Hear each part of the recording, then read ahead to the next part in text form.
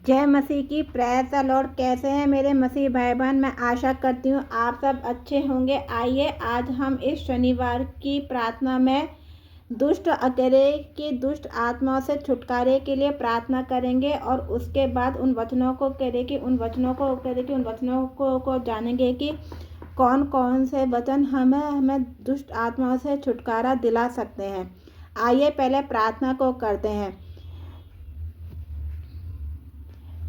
प्रिय पिता, जब आप इस संसार में थे तब आपने बीमारों को चंगाई दी और जो दुष्ट आत्मा से पीड़ित थे उन्हें छुटकारा दिया। पिताजी, आप कल, आज और कल सर्वदा एक समान है। आपकी सामर्थ कभी बदल नहीं सकती।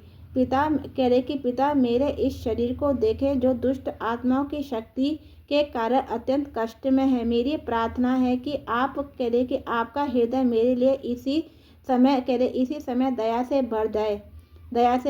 आपकी इच्छा और पवित्र सामर्थ के सिवाय कोई और मुझे यह छुटकारा नहीं दिला सकता। आपने कहा है कि जो कुछ तुम पृथ्वी पर बोओगे वह स्वर्ग में खुलेगा और जो कुछ तुम पृथ्वी पर खोलोगे वह स्वर्ग में खुलेगा। यह वचन है मत्ती 18:18 में आपके नाम से इस दुष्ट आत्मा को झाड़ता हूँ। प्रभु के नाम में इस दुष्ट आत्मा को आज्ञा देती हूँ कि वह मेरे शरीर को छोड़े। आपके इस वादे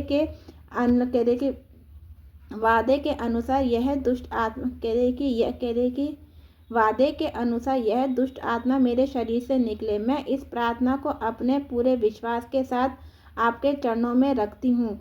यह यीशु मसीह के नाम के पवित्र नाम में चंगी हो जाऊँ।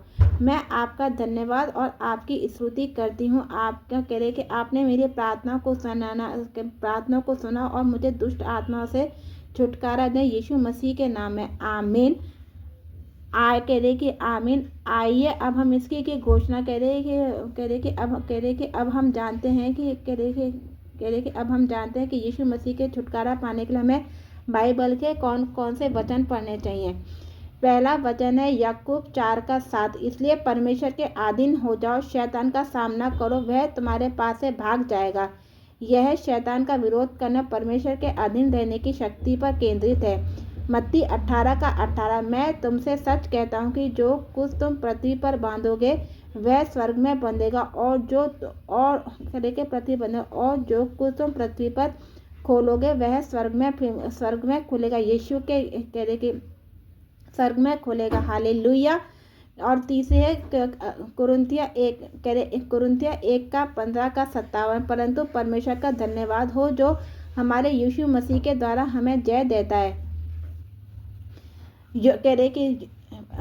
यूहन्ना 8:31 और 32। यदि तुम मेरे वचनों में बने रहोगे तो सचमुच मेरे चेले ठहरोगे और सत्य को जानोगे और सत्य तुम्हें स्वतंत्र करेगा। मत्ती 10:1। उसने अपने 12 चेलों को अपने पास बुलाकर और उन्हें शुद्ध आत्मा को निकालने और हर प्रकार की बीमारी को दुर्बलता से दूर करने का अधिकार दिया। इफिसियों 6:12।